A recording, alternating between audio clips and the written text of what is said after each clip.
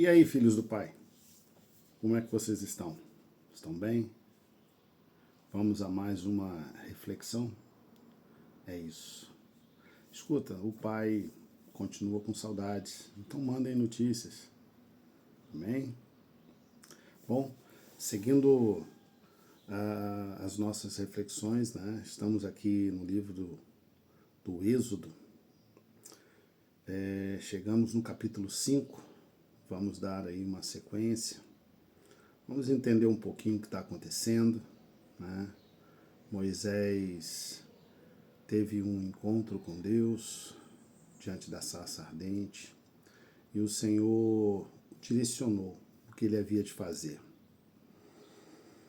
E nós podemos observar que desde o início Moisés se mostrava muito reticente, né? Não enxergava a qualidade que teria diante de Deus. Deus enxergava o potencial de Moisés, mas Moisés não enxergava o próprio potencial. Ele levava para si a responsabilidade, que de fato não era dele, era do Senhor. Por isso, essa visão conturbada de se achar inapto, né? E já demonstra aí a falta de credibilidade que, no fundo, ele estava apresentando a Deus, né? E aí, o que a gente pode pensar de reflexão é olhar para um Deus misericordioso, que de fato entende as limitações do ser humano. E pela misericórdia, ele vai dando oportunidades. O Senhor fala a Moisés, o Senhor mostra a Moisés e deixa uma promessa a Moisés de tudo que irá acontecer. Mas Moisés não consegue enxergar, obviamente, a caminhada do futuro de Israel. E ele vai precisar passar pelo processo, não só ele, mas todos os envolvidos, desde o povo de Israel até o povo egípcio. É um processo. Mas estamos preparados para o processo de Deus? É o que nós vamos analisar, é o que vamos pensar, refletir e buscar no Espírito Santo de Deus orientações que possam nos ajudar no processo que Deus tem para as nossas vidas nos dias de hoje.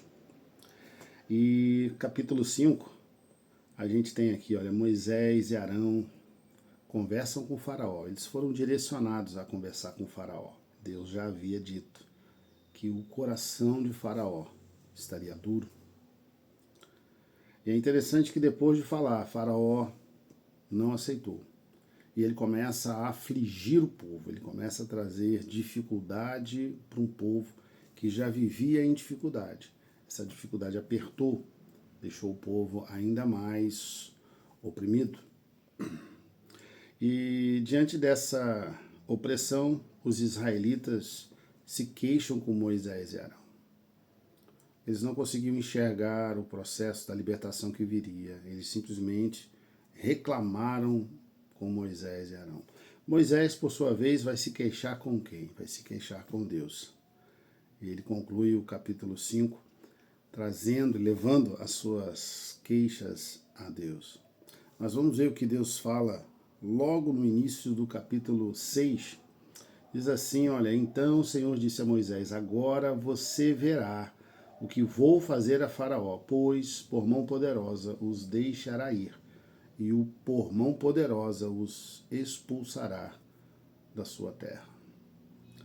Há uma promessa. Deus promete livrar o povo. Temos aí dos versículos 2 até o versículo 13 essa promessa. E Moisés, obviamente, vai falar sobre as suas dificuldades.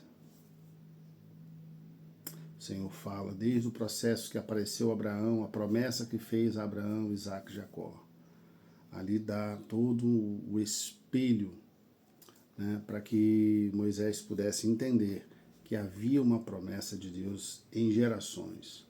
400 anos se passaram e aquele povo, aquelas gerações futuras, não conseguiram olhar para trás e ver a mão poderosa do Senhor. Não conseguiram deixar no coração a lembrança do livramento que Deus deu através de José no Egito. Ele termina o capítulo 6 falando sobre a genealogia, né, de Moisés e Arão. Né? E aí Moisés é conduzido a falar novamente com Faraó. Capítulo 7, olha só o que nós temos. No capítulo 7, o Senhor orienta Moisés. E ele diz assim, olha, veja, eu o constituí como Deus sobre Faraó.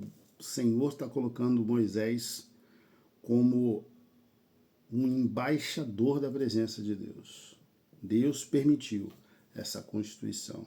Diante de Moisés, diante de Faraó, quando Moisés se apresentava, ele estava representando o divino.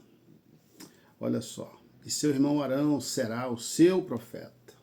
Você falará tudo o que eu lhe ordenar, e Arão, seu irmão, falará a Faraó, para que deixe sair da terra os filhos de Israel. E o texto segue. E a gente vai observar que o coração de Faraó permanecia duro. E então vem o que se dará como o início das pragas sobre o Egito. E Deus falará com todo o seu povo, falará com todo o povo do Egito a partir dessas pragas.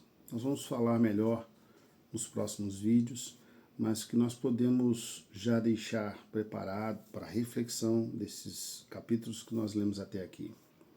É que Deus chama e encoraja. O Senhor lembra da história, lembra do passado, lembra da promessa. E aqui ele mostra, baseado nessas promessas, é que nós vamos dar continuidade, passar pelo processo e entender que eu nunca abandonei o povo. E que o futuro, mesmo que pareça incerto, eu ainda estou aqui, diz o Senhor. Há necessidade de fé, acreditar, e a nossa reflexão fica nesse sentido.